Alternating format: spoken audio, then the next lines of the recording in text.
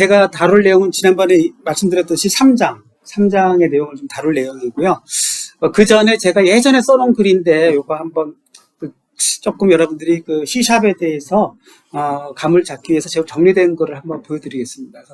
사실 C샵의 시작은 단넷부터 시작했죠. 단넷 기반이라 그러면은 단넷 기반에서 얘기되는 모든 그 문법적인 그 기반을 다 수용하겠다는 뜻이에요. 그래서 가끔씩 여러분들이 구글이나 이런 거 할 때 단넷 기반 이렇게 하면은 다 똑같습니다. C샵이 단넷 기반을 그대로 승계를 했기 때문에 여러 가지 라이브러리라든가 함수, 개념들이 단넷에서 채택하고 있는 모든 기반들을 다 수용했다 이렇게 보시면 돼요. 그래서 단넷과 C샵은 같은 거다 이렇게 보시면 됩니다.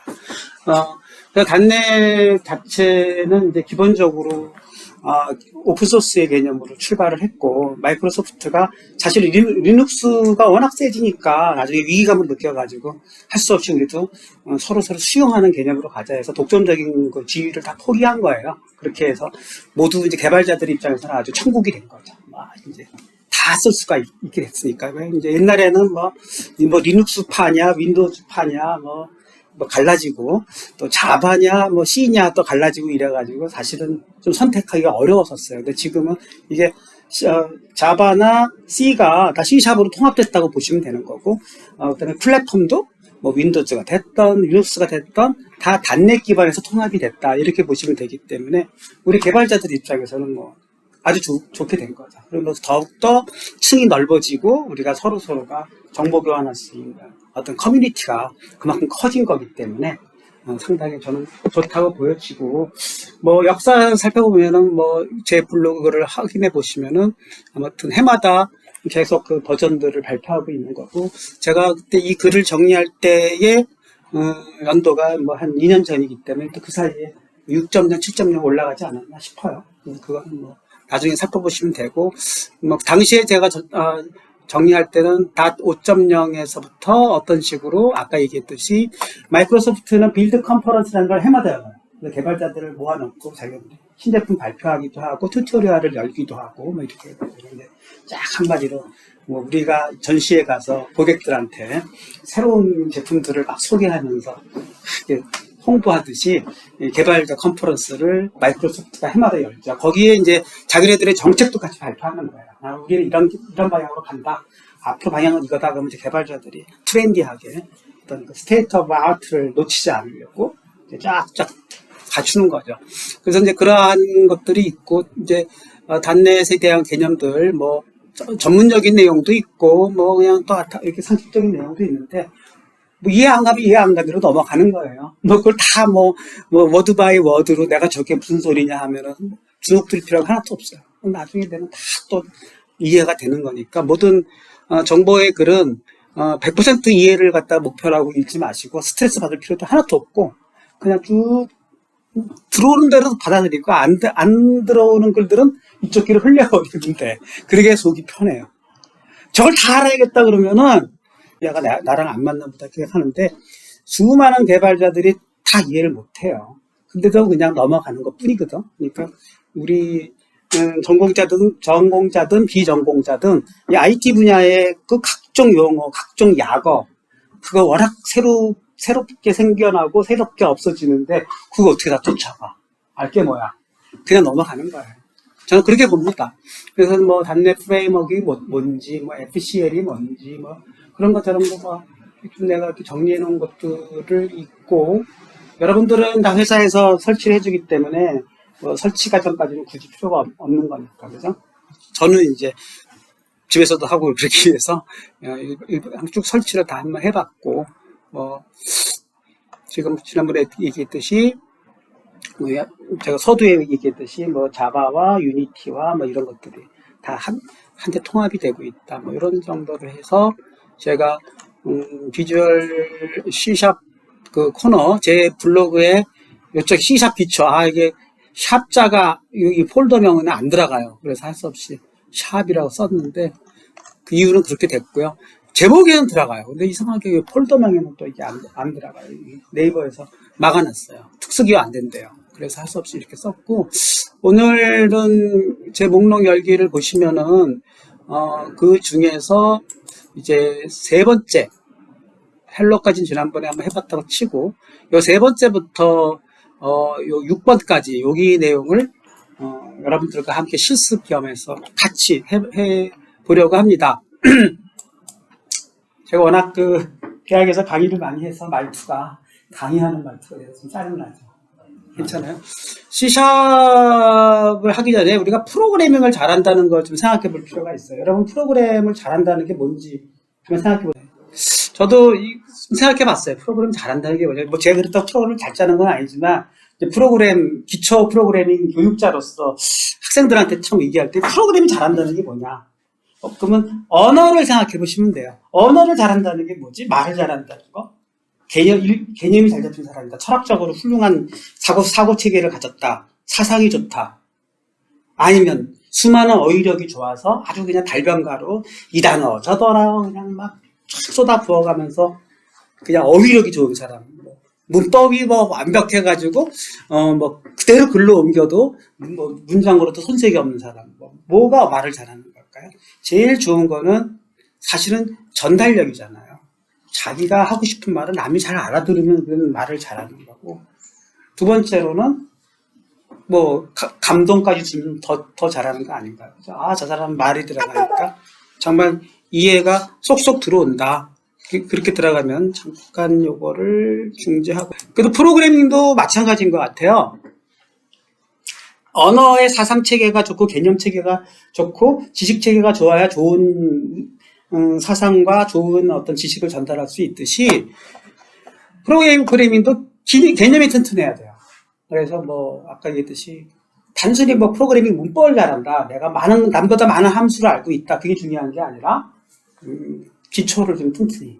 기초를 튼튼히 하려면은 어떤 면에서는 컴퓨터 구조도 좀 알아야 되고 메모리 구조도 좀 알아야 되고 또 소프트웨어 공학적으로 왜 이런 개념들이 소프트웨어 분야에 도입되는 것도 좀 알아야 되고 이런 것들 등등등 알아야 되는데 그런 것들이 이제 우리가 후반부에 공부할 클래스, 추상화, 인스턴스, 상속 이런 개념들입니다. 저것들이 도입된 이유가 있어요. 그냥 있어도 알고리즘 그냥 플로우 차트로 해가지고 논리 구현하면 다 되는 거 아니냐 하는데 그거는 그냥 단순한 엘리먼터리 함수는 그렇게 잘 구현이 되는데 프로그램이 커져가지고 메타버스를 구현하고 어마어마한 소프트웨어를 구현하고 수많은 고객들의 요구사항을 다 때려 넣다 보니까 이게 소프트웨어가 공룡처럼 커지거든요. 그럼 관리가 안 되는 거야. 우리 인간도 보면은 처음에 원생동물로 시작해가지고 다세포 동물이 돼서 수조 개의 세포를 갖는 동물이 됐지만 걔네들이 일사불란하게 움직이잖아요. 눈은 눈의 역할을 하고 코는 코의 역할을 하고 손은 손의 역할을 하고 어마어마한 세포로 이루어졌지만 혼란이 안 빠지잖아. 물론 암세포라는 게 발생을 해서 그것들이 이제 막 혼란에 빠뜨려가지고 우리를 사망에 이르기까지도 만들지만 소프트웨어도 마찬가지라는 거예요. 체계적으로 잘 조직화 시켜가지고 잘 짜놓으면 수명이 인간이 100세까지 살듯이 소프트웨어도 수명이 길어질 수 있는 거고 엉망으로 짜놓으면 그때는 잘 돌아갈지 몰라도 점점 걔가 덩치가 커지면서 점점 컬랩스가 되는 거야. 그래가지고 나중에 막 박죽이 되고 본인도 어디가 어딘지를 막 길을 잃고 그러면 건드릴 수가 없잖아. 여기 건드리면 저기가 터지고 그러니까 고민을 한 거예요. 소프트웨어 개발자들이. 어떻게 해야 소프트웨어를 잘 짤 수 있을까 고민을 해가지고 만든 것이 클래스의 개념이고 추상화의 개념이고 인스턴스의 개념이고 상속의 개념. 저걸 도입을 했더니 인간의 몸처럼 아무리 대형화되고 아무리 고도화되더라도 심플해지더라. 그러니까 얼마나 여기 고장나면 여기만 갈아 끼면 딱 다른 데는 하나도 이상은 아니고 여기를 어떻게 손을 받으면 여기가 이상이 안 오잖아요. 우리 소프트웨어가 뭐야? 여기 건드리면 저기가 터지고 난리 버거지가 나죠. 그걸 연쇄 반응이라고 하거든요. 그걸 막아보자고 하고 이미 20년 전에 C++ 나온 게 한 20년, 30년밖에 안 됐으니까 20년 전에 그 개념들을 이미 다 만들어 놓은 거예요. 그래서 웬만한 그 이후에 나온 언어들은 전부 클래스 기반이고 객체 기반이고 여러 가지 소프트웨어 공학적으로 체계화가 잘 됐다고. 그걸 누가 쫓아가야 돼요? 우리들이 쫓아가야 돼요. 그걸 안 쫓아가고 이거 나는 모르겠다 하면 해버리면은 옛날 원시 생물 단세포 그 거기서 못 벗어나는 거죠. 그만큼 이 소프트웨어가 지능화가 됐고 그 지능화된 개념들을 잘 익혀놓으면은 한 번만 기초를 닦아놓으면은 그 다음부터는 잊고 금방금방 다 이해가 되는 그 단계. 그러니까 제일 어려운 첫 번째 단계가 사실은 요 단계예요. 근데 많은 사람들은 2번을 프로그래밍을 잘한다고 생각합니다. 내가 남보다 많은 라이브러리를 알고 있고 나보다 많은 클래스들을 알고 있고 많은 모듈들을 알고 있어서 걔네들을 잘 갖다가 using, import 뭐 이래가면서 막 쓰면은 샵 인클루드 이래가면서 막 쓰면은 아주 펄펄 잘하는 것 같이 보여도 그거는 아까 얘기했듯이 현란한 어휘구사 말을 막 잘하고 단어가 막 셰익스피어 수준으로 남들이 모르는 단어를 찾아내가지고 막 하고 그런 수준인 거죠. 그것도 중요하다고 생각합니다. 왜요? 개념만 잘 알면 뭐해. 디테일에서 약해지는데. 그러니까 이건 정보죠, 정보. 그죠? 구글링 잘하고, 야, 어디 가니까 어느 클래스 갖다 쓰면, 요즘은 클래스 다 공유하잖아요. 아까 공유의 세상에 왔기 때문에, 어느 레퍼지터리 저장소 가서 깃허브 다운받으면 그 소스 다 구할 수 있어. 그럼 내 거로 딱 데리고 들어와서 그 임포트나 유징 해가지고 쓰면 되잖아요. 자기 걸로. 개발자들 다 그렇게 개발하고 있어요. 어떻게 그걸 다 해? 요즘에는 챗 GPT 이용해가지고 코딩까지도 다 데리고 온다고 하더라고요. 그런 시대에 있는 거죠. 그러니까 잘 활용하는 능력, 이것도 저는 갖추어야 된다고 봅니다. 그러니까 요거는 어떻게 보면은 공부할 때 보면은 기초 이론이라고 보시면 되고, 요거는 뭐예요? 실무 능력. 저는 그렇게 생각이 됩니다. 그러니까 그거를 잘 갖추는 것도, 그러니까 제가 저 4개 중에 5개 중에 하나가 답이라는 게 아니라 하나하나가 다 의미가 있다는 걸 설명하기 위해서 이렇게 정리해 봤어요. 세 번째는 뭐예요? 지금 코딩 테스트 같은 거 해보면 뭐 솔팅 알고리즘 써봐라, 뭐 해봐라, 뭐 이런 거 구글이나 페이스북에서 개발자들 뽑을 때 보면 이제 코딩 테스트 하거든요. 그거 다 없어질 거예요. 왜? 이제 AI가 다 해주는데 무슨 코딩 테스트 왜 필요해요? 근데 그래도 왜 필요하죠? 논리적인 구현 능력, 아까 우리 설명에 답을 했듯이 문제 해결 능력 이런 것들은 항상 남이 다 했던 것만 갖다 쓸 수는 없잖아. 그러니까 본인도 또 비어있는 부분 내가 또 해결할 수도 있어야 되잖아요. 그러니까 그런 부분들은 3번 능력이라고 생각합니다. 그래서 머신러닝 알고리즘이 뭘로 구현되지? 무슨 DB 구축이 링크드 리스트로 되어 있다는데 그건 어떻게 구현하지? 하는 것 정도는 또 알아야 되겠죠. 그래서 공부도 해야 되는 거죠. 저런 분야에.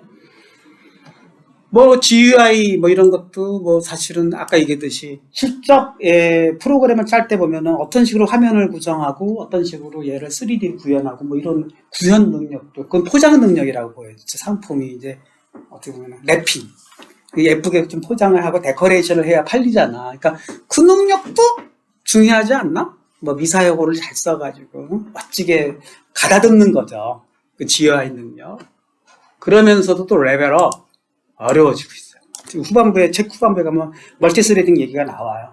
저거를 안 하고 넘어갈 수는 없어요.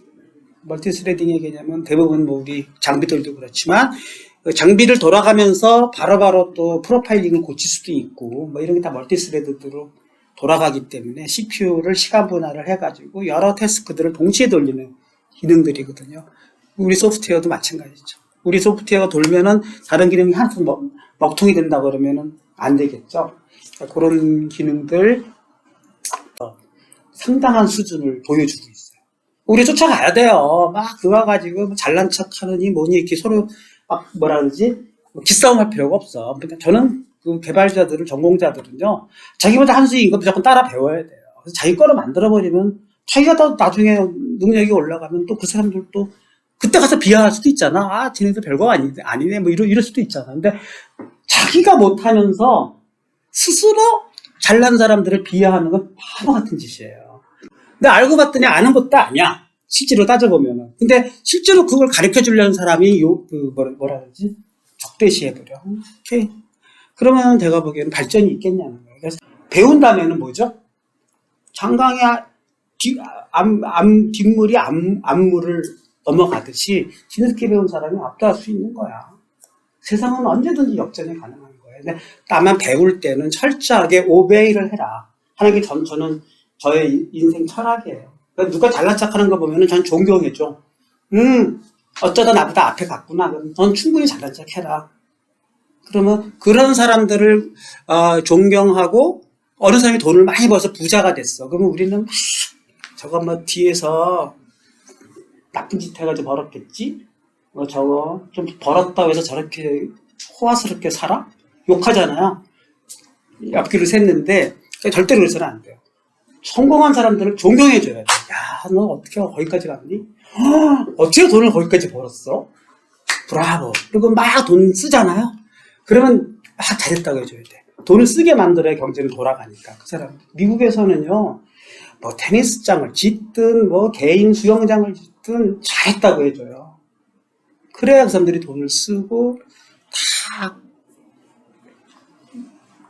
그러면서 또 뒤따라가는 사람들이 나도 저렇게 성공을 해야지 하는 또 롤모델을 잡고 그렇게 되면서 사회가 건강하게 발전하는. 그러면서도 이제 탐욕 부리면 안 되지. 그런데 우리 미국은 굉장히 기부를 잘하잖아요. 그러니까 노블리스 어블리지에 잘 돼 있어가지고 그런 사회적인 분위기로 존경을 해주니까 또 그 사람들은 우쭐해져가지고 기부를 또 팍팍 하고 그렇게 해서 또 그 기부로 커진 스탠포드, 버클리 뭐 그런 대학들이 또 훌륭하게 성장을 해서 또 다시 새로 시작한 사람들한테 기회를 주고 그러는 거 아닌가요? 우리나라는 약간 천민자본주의. 돈 많은 사람들이 숨겨. 왜냐면 하도 욕을 해야 되니까. 그러니까 막 몰래 돈을 쓰고. 그 다음에 밑에 따라가는 사람들이 막 욕을 하고 막 그런 수차것들이 뭐 인간들이냐 막 이러고 막 이렇게 되니까 살짝은 이게 서로 이렇게 양극화가 돼버리는 사회가 벌어져가지고 이 아랫사람들은 앞서간 사람들을 존경해주면서 빨리 나도 저 자리로 가야겠다는 분위기로 가고 앞선 사람들은 충분히 내가 가진 거를 너희들한테 다 알려주겠다고 하고 또 기부도 하고 이래가지고 같이 어우러져 가면은 그게 건전한 자본주의라고 저는 생각을 합니다. 그러한 뜻에 동감하신다면 회사 내에서도요 좀 잘 나가는 그룹들이 있다 그러면 철저하게 배우시라는 얘기예요. 뭐 그런 의미에서 레벨업도 가야 됩니다. 어떤 이런 것들이 우리가 약하다 그러면 잘하는 친구들한테 난 한 70% 알아도 아니 하나도 몰라 그러면 더 잘 가르쳐줘요. 30%만 가르쳐주세요 그러면 또 어느 부분에 30%가 비어있는지 모르기 때문에 이게 너 아는 내용이야? 모르냐 이렇게 되다 보니까 잘 안 가르쳐주게 돼. 내가 잘못하면 내가 아는 거를 설명할까 두렵기도 하고 그러니까 일단 배우는 자세는 하나도 모른다고 해버려. 그럼 마음이 편해져가지고 막 가르쳐줘요. 그러면 아는 거는 복습한다 생각하면 되는 거고 어쩌다 이제 모르는 걸 가르쳐주면 그때 치우놓으면 그만인 거예요. 저는 그렇게 생각합니다. 네, 그래서 그랬는데 아무튼 이 개념이 중요한 거고요. 이 5가지가 그래서 그런 의미에서 다 중요하다고 봅니다. 그리고 그래도 지름길 컷웨이가 있어요. 네, 지름길은 뭐냐면 절대로 직접 작성하자. 그래서 복붙 요즘 젊은이들 용어라고 하더라고요. 복붙하지 말자. 네, 잘 돌아가는 거 확인할 수 있어요. 근데 하나도 머리에 남지 않는 거죠. 자기가 뻔한 코드라도 한 줄 한 줄 쳐보는 게 중요하다는 겁니다. 그래서 그 이유는 또 반복을 하면서 저도 그래요. 이미 아는 코드지만 코딩하면서 또 한 번 되새겨지는 느낌이라는 게 있더라고요. 그러니까 그 반복을 한번 해보시고 또 다양한 예제들을 통해서 그러니까 이렇게 사전식으로 공부하는 거 다 소용없어요. 뭐야? 그럼 언제 써먹어? 그러니까 예제를 통해서 하면서 예제에서 new 기능이 나온다 그러면 new는 어떻게 쓰는 거지 하고 여기서 인덱스에서 new를 보고 이게 찾아가서 그 부분을 보는 게 낫고 구글링 해가지고 new에 대해서 알아내는 게 낫지. 그러니까 순서대로 new 다 이번에는 new를 공부합니다. 다음에 리스트를 공부해서 하는 거 그건 또 아무 의미가 없는 거죠. 요거 책은 엄밀히 말하면 그냥 사전식으로 자기가 필요할 때마다 검색용으로 쓰는 거고 책에 안 나오는 것은 구글링을 해서 하는 거지 처음부터 쫙 가는 거는 지향을 하는데 그래도 제가 책대로 가는 이유는 그래도 한 번은 훑어 수박 겉핥기를 그러니까 굉장히 깨알같이 한 줄 한 줄 놓쳐가면서 진행은 안 할 거예요. 그건 아무 의미가 없다 그랬습니다. 그러니까 훑어주는 용으로만 이 책을 한번 하고 훑고 나면은 이 책의 30% 정도는 내 거가 될 거예요. 70%는 당장 내 거가 안 돼도 상관없어. 그 다음부터는 실무에서 여러분들이 어떤 코딩을 발견하면서 이거의 의미가 뭘까 하면은 또 그때 가서 책을 찾아보면은 되는 거기 때문에 그물망처럼 숭숭 뚫려 있다고 생각하시면 됩니다. 숭숭. 지금은 모든 잡어들까지 다 잡을 수는 없어요. 그물 숭숭 뚫려 있어요. 하지만 그물은 있어야 되잖아, 그지? 그러니까 그냥 아주 듬성듬성한 그물 체계로 내가 공부한다, 뭐 그런 차원으로 하고 다 그 구멍난 부분들을 다양한 예제를 가지고 그때 메꿔 나가면서 얼마나 많은 예제 프로그램들, 소스들을 내가 경험했느냐에 따라서 그것이 점점 촘촘해지겠다. 그렇게 생각하는 게 좋을 것 같습니다. 네. 그런 의미에서 이제 실습을 하겠습니다. 그래서 제가 3장을 하겠다고 했기 때문에 실습을 하는 거고요. 실습 시작은 프로젝트를 작성하면서 솔루션 네임을 챕03으로 해주세요. 만들어 보시고요. 그 다음에 첫 번째 프로젝트는 프로젝트 네임으로 01 인티저 타입을 해주세요. 그렇게 해주시면은 어떤 일이 발생해 주냐면 저는 다 해봤거든요. 그래서 그러한 컨셉으로 해보시면은 이런 식으로 이제 아마 프로젝트가 구성이 될 것입니다.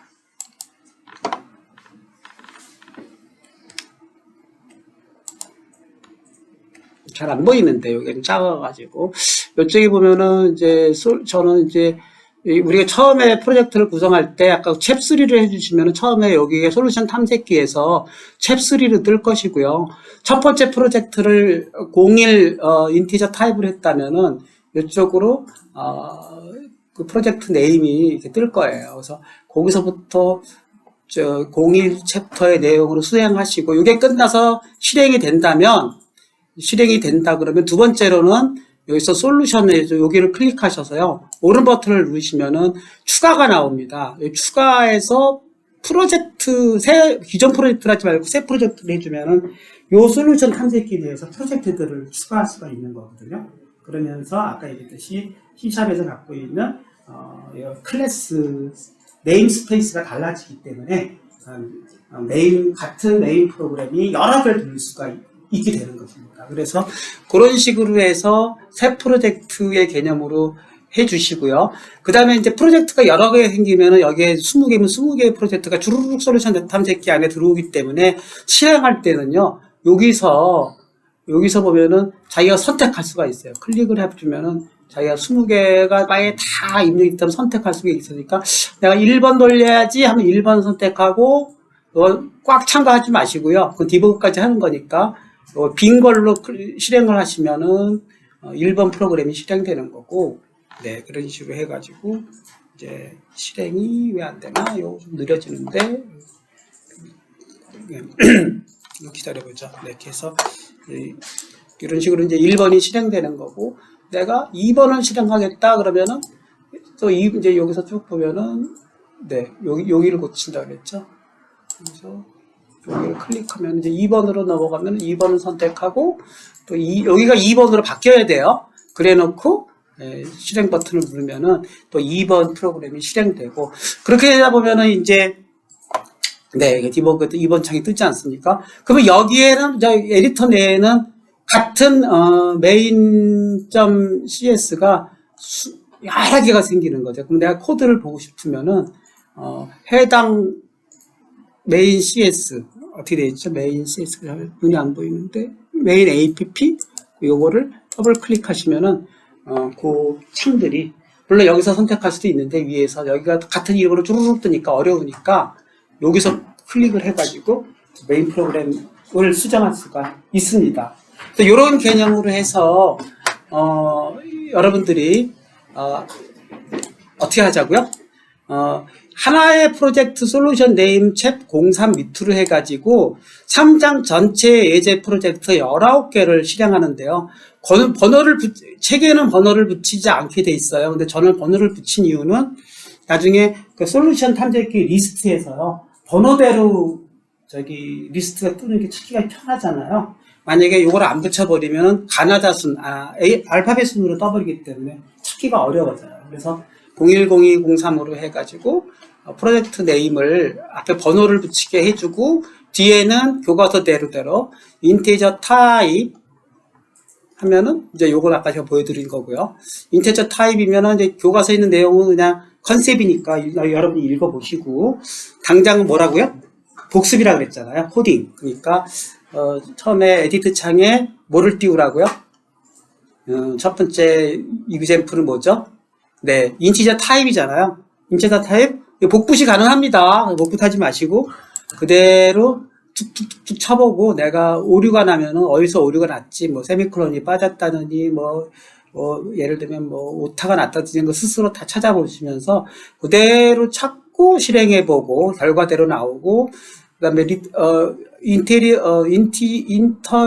인티저인데 잘못됐습니다. 인티저 리터럴스 그러면 또 그것이 2번, 오버플로우 3번, 플로트 포인트 4번, 캐릭터형 5번, 그다음에 이렇게까지 해주시면은 교과서 3장 전체에 20개, 19개 예제 중에서 첫 번째로 몇 번까지 해보시는 거냐면 요 5번까지, 요거까지만 우선 해보면서 여러분이 일단은 한번 코딩을 해보시면서 실행해 보시기 바라겠습니다. 하시면서 들어주세요. 그러니까 지금 제가 기존의 교과서에 있는 내용들은 설명은 안 하고 있어요. 그러니까 아까 얘기했듯이 데이터 타입이 뭐냐, S바이트가 뭐고, 왜 오버플로우가 발생하느냐 이런 것들은 교과서를 보시면 저는 충분히 이해되리라 보고 오늘 하는 것은 한번 모여서 직접 한 줄 한 줄 쳐보면서 자꾸 몸에 익히자는 게 더 중요한 거기 때문에 오늘은 실습을 위주로 하고 있습니다. 그런 식으로 진행해도 되겠죠? 충분히 여러분들이 나중에 스스로 저희가 개념을 잡아나가는 것들은 잡아나가고 중요한 개념들은 제가 이 클래스 시간에 개념 설명을 할 것 같아요. 근데 굳이 데이터 타입이라든가 데이터의 오버플로우라든가 또는 타이핑, 형변환 이런 것들은 여러분이 충분히 이렇게 실습하면서 이해하실 수 있지 않을까 싶어서 그것들은 좀 생략하고 일단 지금 해보자는 거는 우선 교과서에 있는 내용대로 한 줄 한 줄 쳐가면서 프로젝트를 만들어 나가면서 실행해보고 혹시라도 잘못된 거 있으면 오류 잡아보고 그 훈련을 자꾸 해보자는 거입니다. 여러분들이 어느 정도 익숙달되면은 속도가 붙을 거예요. 리터럴의 개념은 또 교과서에 보시면서 리터럴들의 표기법도 이렇게 보시면 될 것 같고요. 3장의 5장까지는 조금 안 되시는 분들은 나중에 다시 한번 해보기로 하고 두 번째 거를 한번 보죠. 불형식과 오브젝트 형식. 요게 불형식 여기서는 이제 제가 해보라는 거는 7, 8, 9를 한번 해보자는 건데요. 여기를 잠깐 설명하고 들어가겠습니다. 불은 쉬워요. 그래서 새로 도입된 자료형인데요. C에는 없던 건데 파이썬에는 있습니다. 불 형식은 아무튼 이것도 왜 만들었는지 사실 필요도 없는데 언제나 쓰일 것 같아서 불 형식의 타입으로 쓰는 거로 계단을 통해서 올라갔더니 숨이 찹니다. 이런 형식을 만들어놨다는 거냐 이해하면 되고, 중요한 건 이제 오브젝트 형식인데요. 여기서부터 이제 살짝 어려운 개념이 들어갑니다. 이제 소위 데이터 구조를 우리가 이해해야 되는데요.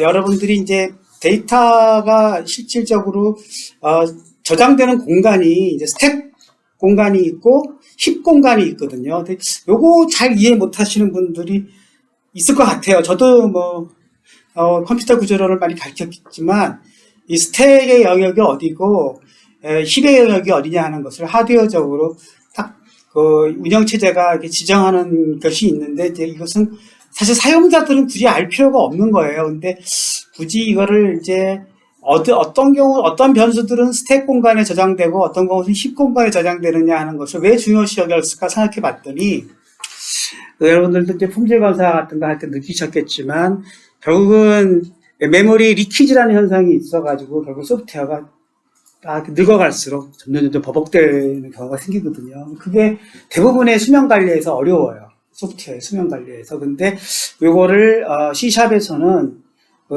커먼 랭귀지 인터프리터 CLI에서는 이 메모리 관리 기능이 들어가 있어요. 자동으로 가비지 컬렉터라는 거를 우리가 이제 후반부에 또 배우게 되는데요. 가비지 컬렉션을 어떻게 하고 얘가 스스로 자동으로 메모리 청소, 그러니까 쉽게 얘기하면은 청소부들이 있는 거죠. 청소부들. 옛날에 그거를 일일이 우리가 다 집안 청소를 했는데, 그거 잘못 주었다가는 또 코드 영역을 건드리기도 하고, 뭐 이렇게 되면은 막 잘못될 수가 있죠. 그러니까 메모리 관리라는 게 개발자가 스스로 생성을 했다가 삭제를 했다가 관리를 잘해주면 문제가 없는데, 본인 스스로가 청소를 안 하면은 메모리가 점점 사용량이 많아져가지고 나중에는 코드 영역까지 침범을 해서 전체적으로 시스템이 셧다운 되는 경우도 있고, 두 번째로는 용량 자체가 꽉 참으로써 새로운 메모리들을 할당을 못 해줌으로써 데이터 처리를 못 해주는 그런 경우도 생기고, 스스로 그거를 잘 클리어를 해 나가면 좋은데 델리션 자체를 어떻게 하다 보면 길을 잃어버려가지고 어디를 지워야 할지 잘못 지웠다가는 또 다른 모듈이 뻥날까봐 걱정돼가지고 지우지도 못하고 그냥 쌓아놓고 가다가 메모리 리키지 현상이 일어나는 겁니다. 근데 그거를 CLI에서는 자동으로 해주는 기능이 C샵에서 생겼어요. 그래서 그거를 하다 보니까 개발자에게 힙이 무엇인지 스택이 뭔지를 설명하게 할 수밖에 없는 거죠. 그러니까 한마디로 얘기하면 스택 공간은 자동으로 청소가 되는 공간이에요. 그러니까 자동 청소가 되는 공간이라 이해하시면 되고, 힙 공간은 청소부가 안 건드리는 거. 우리 일 시킬 때도 그러지 않아? 이런 거는 건드리지 마세요. 그리고 여러 부분은 다 청소해 주세요. 그러면은 그 영역을 이제 클리너들이 청소하시는 분들이 자기들이 알아서 깨끗하게 해주는 부분 깨끗하게 해주고, 절대 건드리지 마세요 하는 부분들은 그대로 놔둬야 되는 거지. 예를 들면 그런 영역이라고 보시면 됩니다. 스택과 힙의 공간.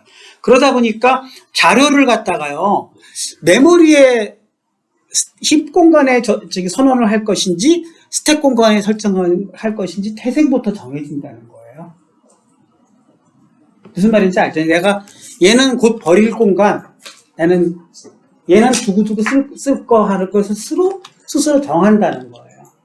그래서 메모리 타입을 선언할 때 나는 얘를 스택 타입으로 선언할지 힙 타입으로 선언할지를 스스로 정한다는 건데, 대부분 보면은 지금 여러분이 앞에서 한 인트형, 플로트형 이런 것들은 다 스택형입니다. 다 자동 청소가 되는 것들이에요. 근데 자동 청소가 안 되는 것들은 이제 앞으로 배울 배열, 문자열, 그다음에 뭐 딕셔너리, 뭐 여러 가지 클래스 이런 것들은 쉽게 얘기하면은 청소가 안 돼요.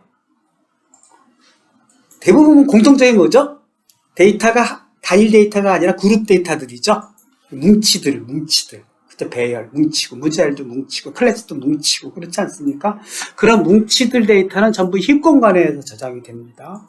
그렇게 이해하시면 되겠고요. 그런데 경우에 따라서는 단일 데이터도 내가 힙 공간을 넣고 싶잖아요. 그럴 때가 있어요.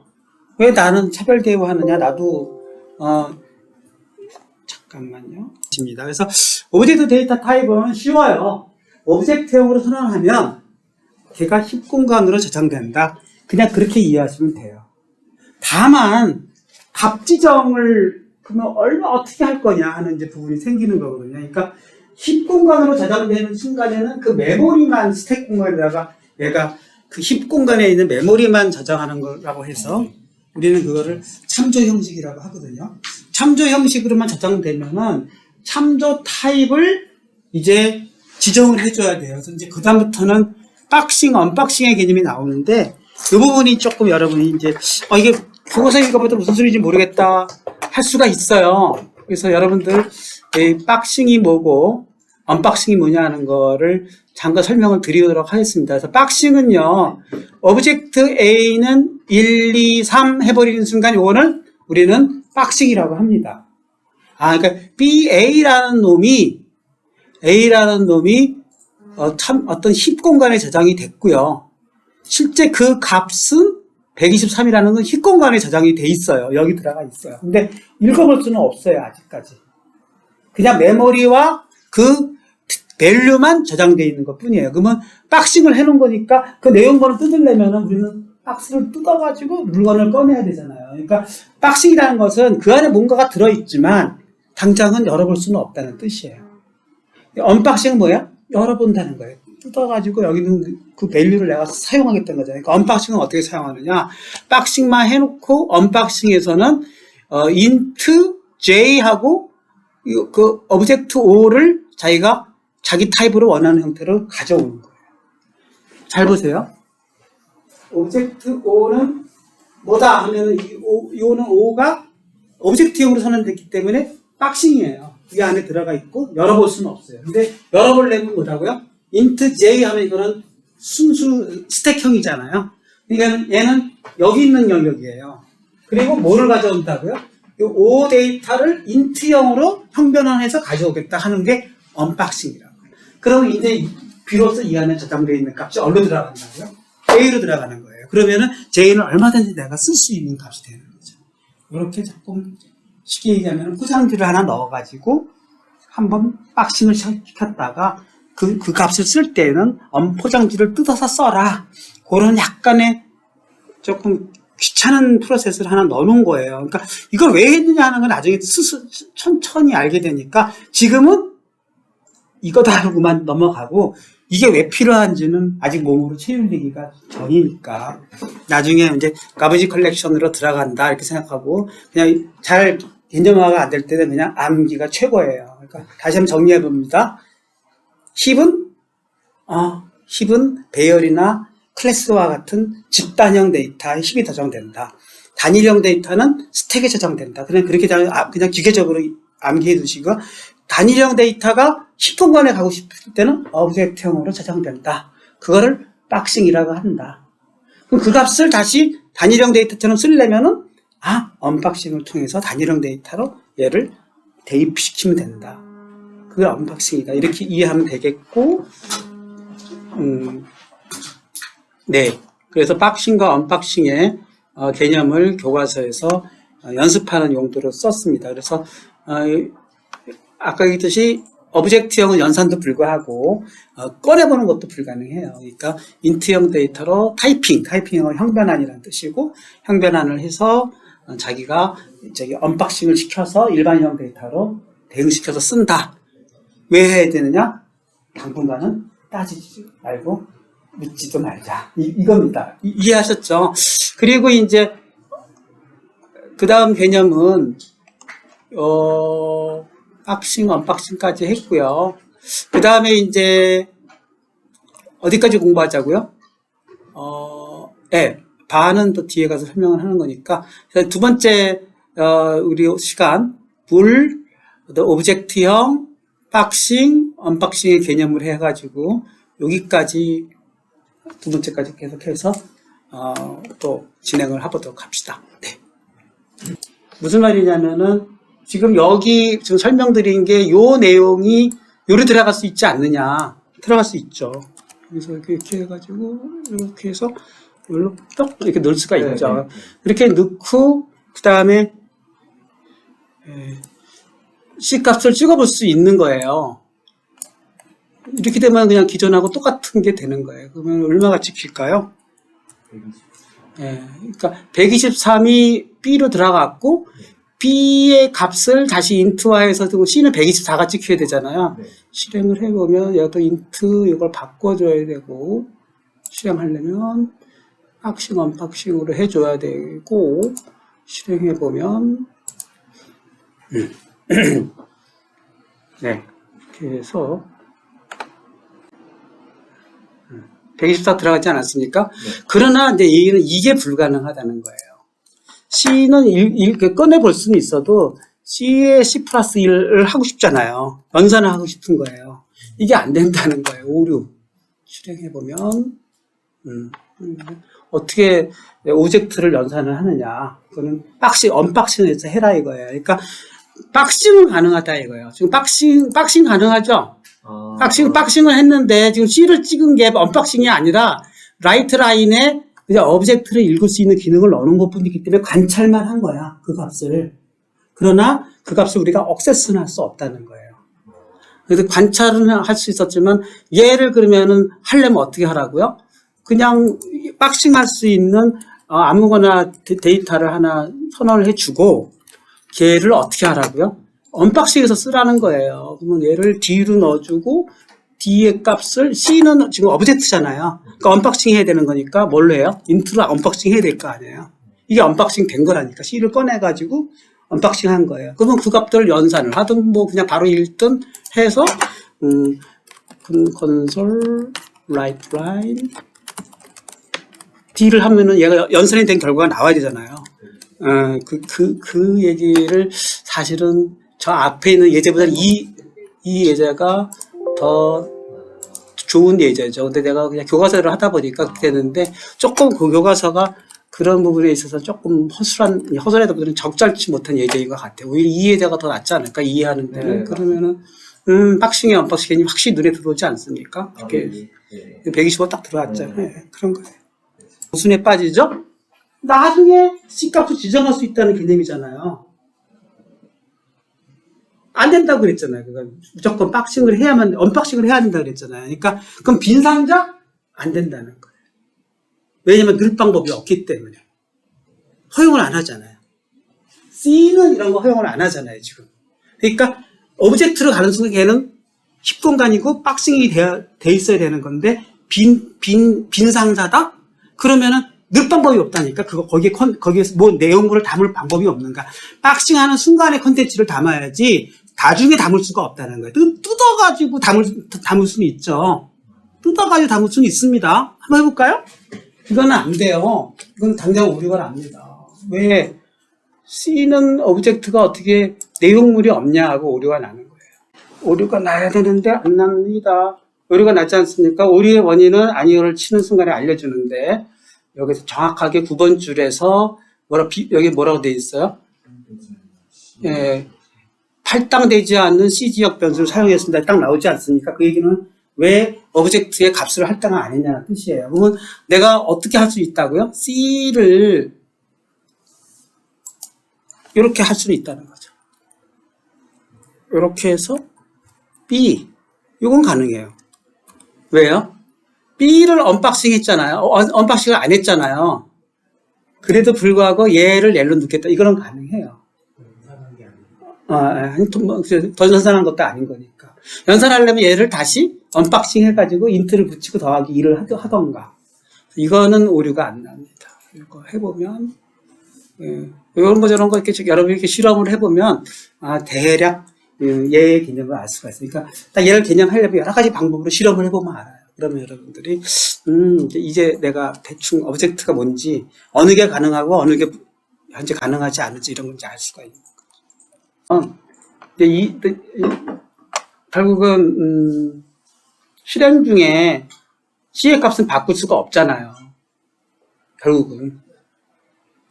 그냥 걔를 풀어가지고, 박싱 함수를 할 수가 있잖아요.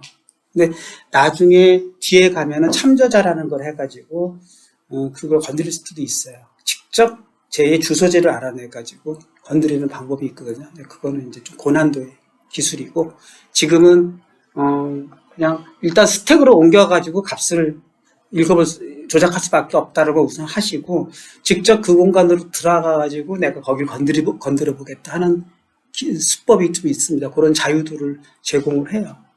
근데 그때 가서 하시면 어떨까 싶습니다. 나중에 쥐가 났으로 가면 3장을 다 끝내는 걸로 했는데, 그냥 다음 시간에 요 10번에서 우리가 어디까지 했죠 지금? 박싱 언박싱까지 했죠? 그래서 여기 enumeration하고 nullable data, using bar, get type, string 뭐 잠깐 둘러만 본다 그러면 데이터 형식 바꾸기에서 우리가 좀 해야 할 부분들 제가 이렇게 여러분들 보기 좋게 정성 다 했죠? 요번에 여기다 이렇게 해줬고, 여기는 그렇게 어려움이 없는데 이제 어디서부터 좀 살짝 어려워지냐면 열거 형식, 열거 형식도 뭐 막상 쉽게 이해하는 사람 이해하는데 이 이니멀레이션 조금 이해 못하는 사람들이 많아요. 파이썬에서도 살짝 어려워하고 이거 열거 형식도 많이 써요. 그래서 할 수 없이 열거형 이니멀레이션 좀 하는 거. 그러니까 열거된 것을 이니멀레이션 숫자화한다는 뜻이거든요. 그런 개념들 나중에 조금 더 이해하시면 될 것 같고 널러블도 이거를 왜 널러블이라는 걸 넣었을까 하는 것도 나중에 한번 비어있다 안 비어있다 하는 개념들 뭐 이것도 한번 좀 공부해야 되고 바 형식도 마찬가지죠. 바 형식도 타입을 지정 안 하고 팍팍팍팍 지정해 버리는데 그 타입을 나중에 getType이라는 이 메서드를 이용해서 타입을 찾아보면은 얘가 딱딱딱딱 알려주거든요. 무슨 타입인지를. 그럼 오브젝트랑 무슨 차이가 있냐? 얘는 못 바꿔요, 중간에.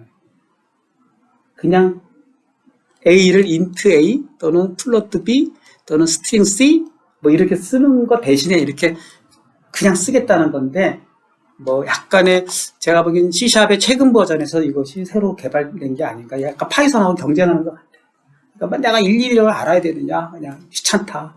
다 바로 해버리겠다 하면 자동으로 넣어준다는 뜻이고 개발자가 알아서 내가 이거 당연히 명시적으로 지정하고 싶다 하면 지정해버리면 그만인 거고 그런 차이인 것 뿐이고 파이썬의 다이내믹 타이핑의 기능을 갖지만 실제 형식을 지정하지 않아서 형식 오류의 실수는 건너릴 수 없단 말 뭐 이런 내용 써놨고 공용 형식은 거의 내가 쓰는 걸 본 적이 없어요. 그래서 이거 변수 타입 알아내기는 뭐 나름대로 의미가 있는 것 같은데 공용 형식은 별로 의미가 없어요. 그래서 저 이번에 그걸 빼버렸습니다. 그래서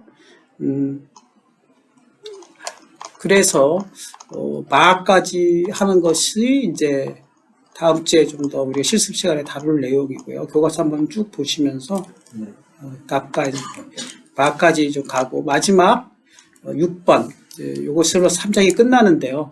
문자열 들어가면 이제 여기서부터 또 여러분들이 놀랄 놀자가 시작됩니다. 문자열 별것도 아닌 것 같은데 이것도 역시 파이썬하고 경쟁하면서 문자열을 갖고 인덱스 기능을 넣었어요. 그래서 문자열 중에서 어느 하는 것이 인덱스 몇 번이냐는 게 다 파이썬에 있어요. 그 기능이 실제로 나중에 데이터 처리할 때 굉장히 유용한 거거든요. 그거 안 하려면은 폼은 써가지고 if은 써가지고 이걸 찾아내야 되거든요. 근데 굳이 이거를 메소드로 지정을 해서 특정 밸류가 그 인덱스의 몇 번째 중에 있느냐 하는 거를 알아내는 기능. contains는 뭐냐면 그 문자열 중에 특수한 슬라이스 부분이 존재하느냐 여부 뭐 이런 것들도 검색할 때 굉장히 도움이 되기 때문에 contains 기능, replace 기능 이것도 파이썬에서는 다 있어요. 이게 배열의 일부를 바꾸고 리스트를 바꾸고 하는 기능인데 replace 기능도 다 추가했고 to lower to upper 이런 거 대소문자 자동으로 변환해주는 메소드도 다 추가를 시켰고 더 중요한 거는 분할과 병합 이거 참 중요해요. 엄청난 데이터들이 쫙 있는데 얘를 스페이스바별로 구분을 지어서 다 잘라내겠다 하면 자동으로 잘라내준다든가 병합 걔네들을 다시 합치겠다 그런 기능들 스플릿 하면서 분해하고 조인 해가지고 합치고 이런 기능들을 다 추가시켰어요. 그래서 굉장히 뭐 살아남으려고 애쓰는 것 같아요. C샵이 나름대로 막강한 기능들을 계속 추가하고 있는 건데 그거 의미가 있다고 봐요. 저는 나중에 인공지능이라는 건 데이터를 핸들링하는 거고 그 데이터의 그 많은 부분들이 다 문자열로 되어 있어요. 문자에 우리가 문서를 해석한다든가 뭐 데이터를 해석한다든가 할 때 그때 이 슬라이싱 기능, 스플릿 기능, 그 다음에 조인 기능 같은 거 많이 씁니다. 실제로 코드에서. 그래서 데이터 핸들링 할 때 많이 쓰는 기능들이라서 굳이 이거를 교과서에서 왜 넣었을까 했는데 나중에 쓰지 않을까 싶고 그 다음에 이제 아까 얘기했듯이 서식 그 서식도 나중에 조금 더 몇째 짜리까지 소수점 몇째 짜리까지 지정할 거냐 이런 것들도 나중에 좀 많이 유용한 기능이기 때문에 단순히 그냥 이렇게 중괄호만 쓰는 게 아니라 그거의 어떤 포맷까지도 지정해 주는 기능 같은 것까지만 해버리면 3장이 끝납니다. 그래서 3장이 다 끝나면 여기까지 3장이 끝나면 이제 4장부터는 교과서 보면 아시겠지만, 이제 뭐죠? 흐름이죠? 폼은 if은 뭐 이런 건데, 거기는 그냥 훌렁훌렁 넘어가도 돼요. 거기는 어려운 부분이 없고, 제일 어려운 부분이 C샵에서 새로 추가된 힙의 개념, 메모리의 개념, 어떤 식으로 데이터들을 잘 핸들링 하는가, 그다음에 배열에서 추가된 기능들, 이런 것들만 조금만 집중해서 보시면은, 어차피 새로 추가된 기능들만 잘 넘어가는 부분들이고, 그다음에 다음 주에는 아무튼 요 3장의 뒷부분하고 아무튼 봐가지고 제가 이 연산자, 제어문, 함수, 메소드, 저는 이제 빨리 넘어가고 싶은 게 여기로 넘어가고 싶은 거거든요. 8장 이후부터 해서 이제 뭐 오버로딩의 개념, 오버라이딩의 개념, 상속, 클래스, 이제 이 부분들이 아주 이제 컨셉 빡세게 잡는 부분들이거든요. 그렇지만 또 차분하게 단계별로 하나하나 또 그래도 또 기초를 탄탄히 해 나가기 때문에 당분간은 요 3장이 데이터이기 때문에 데이터는 좀 탄탄히 밟고 넘어가는 게 좋을 것 같습니다.